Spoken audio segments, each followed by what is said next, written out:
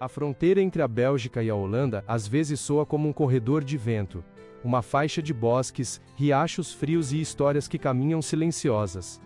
Foi ali, no coração da Chelsea Cluis, que um sino monástico marcou, por décadas, a hora do trabalho e da oração, e discretamente, a hora de ferver o mosto.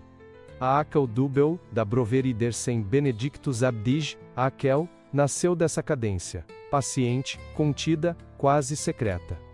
Hoje, a notícia de que está fora de produção corre como um sussurro entre colecionadores e viajantes, um murmúrio que mistura saudade com respeito, como se uma janela tivesse sido fechada sem estrondo, apenas com o clique súbito da madeira antiga. A história da casa é feita de interrupções e retornos. A guerra levou cobre, silêncio e tempo. A teimosia dos monges, mais tarde, devolveu chama ao mosto. Houve épocas de prensas desligadas e depósitos vazios seguidas por um renascimento cuidadosamente guiado por mãos experientes de abadias irmãs. O que se produzia ali não era apenas cerveja, era continuidade. E quando Akel Dubel começou a reaparecer em copos tulipa, o entorno, trilhas de ciclistas, peregrinos discretos, o café do claustro, parecia sustentar um tipo raro de normalidade. A normalidade do que é feito devagar. Eu lembro da primeira vez que encostei o nariz no copo, um rubi escuro, quase castanha, com espumas de renda fina, como toalha de linho num domingo antigo. O aroma subiu tímido depois certo de si, figo seco, ameixa, um toque de pão preto, toffee sussurrado, e um nada de especiaria que não exigia nome. O gole parecia uma conversa em corredor, firme, baixa, íntima. O detalhe vinha depois, como quem acende a luz de leitura, estilo Belgian Double, ABV de 8% e IBU 24. Uma base de maltes pálidos e caramelizados, um aceno evidente ao açúcar candy escuro que seca o corpo sem tirar a malícia do dulçor, e lúpulos nobres escolhidos para marcar presença com educação. Nada de mostrar bíceps. A Dubel preferiu ombros. Aquela densidade escura com brilho rubi não pedia pressa. E quanto mais aquecia no copo, mais vinha a camada de uva passa e casca de pão tostado. A levedura trapista sem fazer discurso fazia o serviço. Ésteres redondos. Um leve fenol quase cravinho ao fundo, o suficiente para organizar a mesa.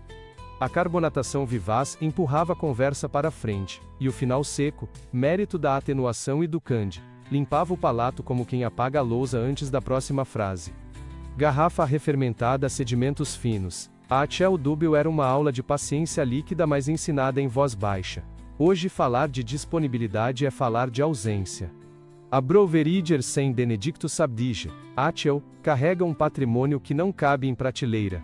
A herança de um claustro que trabalhou a cerveja como extensão do ofício divino. Com o tempo, as mudanças no mosteiro e a transição da produção selaram o destino da Dubel, fora de produção, fora do tempo cotidiano. O rótulo ainda aparece em adegas particulares, em porões de bares que respeitam as estações, em reuniões onde alguém anuncia que chegou a hora certa. É uma cerveja que agora existe mais como lembrança palpável do que como hábito. Culturalmente, a Akel sempre foi a cerveja da margem, não por desimportância mas por topografia. O riacho, a mata, o café do mosteiro, o ciclista que encosta para um copo e um pão com queijo. Tudo isso fez da experiência algo quase pastoral. Era possível sentir que cada lote estava amarrado ao lugar, e que a renda arrecadada ali não alimentava a publicidade, mas telhados, livros, mesas comunitárias. O ethos trapista não era slogan, era planilha de vida. Quando a colocamos diante de outras trapistas, o diálogo ganha textura. A Westmalle Dubel é régua e compasso, mais seca, mais retilínea, um equilíbrio matemático que define o estilo. A Rochefort 8, irmã de claustro mais barroca, carrega frutas secas em volume e uma sombra de chocolate que abraça o gole com mais calor. A Chimay Premier, mais leve que as duas, traz um brilho frutado quase alaranjado, com doçura imediata, e um adiós curto. A Akel Dubel nesse coro, era a voz que assentava o tom, menos teatral que o Rochefort, menos cartilha que o Westmalle, com um timbre de lenha molhada e pão doce que ficava na cabeça. Saindo da família Dubel, o contraste fica nítido. Orval é outra freguesia, Bretanomices nas bordas, lúpulo que fala alto, um envelhecimento que vira cada garrafa numa criatura própria. Vestvleter em 12, joga em liga de segredo e potência. Um mosteiro que seleciona o encontro, e deixa o resto por conta do destino. Zundert nos Países Baixos tem um pulso herbáceo, um ar de quintal holandês no copo. Trefontane, em Roma, ousa com eucalipto numa tripel de deserto.